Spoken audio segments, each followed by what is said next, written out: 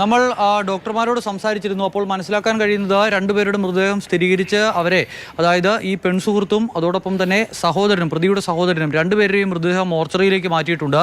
ഉമ്മയുടെ മൃതദേഹം ഇപ്പോൾ ഈ ന്യൂറോ ഐസിയുയിലേക്ക് മാറ്റുകയാണ്. അല്പസമയങ്ങൾക്കകം തന്നെ അവിടേക്ക് മാറ്റും. അതിനുള്ള തയ്യാറെടുപ്പുകൾ ആശുപത്രിക്ക് അകത്ത് പുരോഗമിക്കുന്നു. നമുക്കിപ്പോൾ പാങ്ങോട് നിന്നും വന്ന, അതായത് ഈ പ്രതിയുടെ ഉമ്മുമ്മയുടെ വീടിൻ്റെ സമീപത്ത് നിന്നും വന്ന ആളുകൾ ആശുപത്രിയിലുണ്ട്. അവരോട് കാര്യങ്ങൾ ചോദിക്കാം. നിങ്ങൾ എപ്പോഴാണ് ഈ വിവരം അറിഞ്ഞത്? ഒരു 5-5:30 ആവും. അറിയുമ്പോഴത്തേക്കും 5-5:30 ടൈമിൽ ആണ് അവിടെ അറിയുന്നത്, നാട്ടിലറിയുന്നത്. ആ ടൈമിലാണ്. അത് ആംബുലൻസ് വന്ന് നിൽക്കുമ്പോഴാണ് നിങ്ങൾ അറിയുന്നത്? ആംബുലൻസ് ഡ്രൈവറാണ് ഇങ്ങനെ വിവരം ചെന്നപ്പോഴാണ് ഇങ്ങനെ ഈ സംഭവം അറിയുന്നത്. അവരവിടെ നിന്ന് വിളിക്കാനുണ്ടായത്. അവരോട് ഒറ്റയ്ക്കായിരുന്നു താമസം? അവർ തൊട്ട് ഫ്രണ്ടിൽ തന്നെ മകൻ താമസിക്കുന്നു. അതിൻ്റെ പുറകിൽ വീട്ടിലായിട്ടാണ് ഈ ഇവർ താമസിക്കുന്നത്. എന്താണ് സംഭവിച്ചത് എന്ന കാര്യത്തിൽ എന്തെങ്കിലും? എന്ന കാര്യത്തിൽ ആർക്കും ഒരു വ്യക്തത ഇല്ല.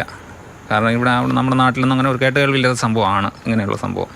ഇത് ഈ പാങ്ങോട് ഈ ഇവർ താമസിക്കുന്ന, ഉമ്മ താമസിക്കുന്ന സ്ഥലത്തേക്ക് ഇടയ്ക്കിടയ്ക്ക് ഈ പറയുന്ന പ്രതി വന്ന് കണ്ടിട്ടൊക്കെ ഉണ്ട്? നിങ്ങൾ വന്ന് അങ്ങനെ ഈ പയ്യനെ അങ്ങനെ അവിടെ അങ്ങനെ ആയിട്ട് കണ്ടിട്ടില്ല. അവിടെയാണ് പഠിച്ചത്, ചെറുതിലേക്ക് പഠിച്ചതെന്നൊക്കെ പറയുന്നുണ്ട്. അങ്ങനെ നമ്മൾ കണ്ടിട്ടില്ല. ഇവരുടെ ഈ കുടുംബത്തിന് വലിയ സാമ്പത്തിക പ്രതിസന്ധി ഉണ്ടായിരുന്നു എന്നുള്ള കാര്യമൊക്കെ പറയുന്നുണ്ട്. അതൊക്കെ അതിനെപ്പറ്റി എന്തെങ്കിലും ധാരണയുണ്ടോ? ഒന്നും അറിയാൻ വയ്യ. ഇത് നാട്ടിലങ്ങനെ സംസാരിക്കുന്നുണ്ട്, എന്താണെന്ന് അങ്ങ് അറിയത്തില്ല. ഇവരെ ഈ പറയുന്ന പ്രതിക്കാണോ അതോ പ്രതിയുടെ കുടുംബത്തിനാണോ, പിതാവിനൊക്കെയാണോ?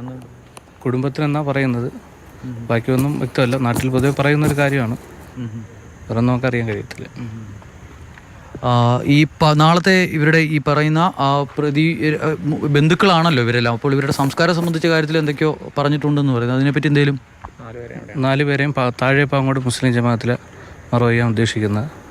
ബാക്കി ടൈമൊന്നും കാര്യം അറിയാൻ വയ്യ. ഇത് ഉമ്മുമ്മയുടെ അവിടെ നിന്നും വന്ന, പാങ്ങോട് നിന്നും വന്ന അവിടുത്തെ ആളുകളാണ് സംസാരിക്കുന്നത്. ഇവർ പറയുന്നതനുസരിച്ചാണെങ്കിൽ ആദ്യത്തെ നമുക്ക് പ്രാഥമികമായി പോലീസിൽ നിന്ന് ലഭിക്കുന്ന വിവരമനുസരിച്ച് ആദ്യ കൊലപാതകം നടന്നിരിക്കുന്നത് ഈ ഉമ്മുമ്മയുടെ വീട്ടിലാണ് എന്നുള്ളതാണ്. പക്ഷേ ഈ പറയുന്ന ഇവരുടെ മറ്റ് 2 ബന്ധുക്കൾ മരണപ്പെട്ടിട്ടുണ്ട്. ഒരു മുൻ സൈനിക ഉദ്യോഗസ്ഥനടക്കമുള്ളവർ മരണപ്പെട്ടിട്ടുണ്ട്. ആ വീട്ടിലെ രക്തമൊക്കെ തളം കെട്ടി കിടക്കുന്നതിന് കുറച്ച് പഴക്കമുണ്ട് എന്നുള്ളതാണ് പറയുന്നത്. അതായത് ഇന്ന് തന്നെയാണെങ്കിൽ കൂടി കുറെ കൂടി മുമ്പ് ഈ ഉമ്മുമ്മ മരണപ്പെടുന്നതിന് മുൻപ് തന്നെ അവർ മരണപ്പെട്ടിട്ടുണ്ട് എന്നുള്ള കാര്യമാണ് നാട്ടുകാർ സംശയിക്കുന്നത്. ഈ കാര്യത്തിൽ കൂടുതൽ വ്യക്തത വരേണ്ടതുണ്ട്. റൂറൽ എസ് പി അടക്കമുള്ള ആളുകൾ എത്തി ഇപ്പോൾ പരിശോധനയും മറ്റുമൊക്കെ പലയിടങ്ങളിലായി തുടരുന്നുണ്ട്.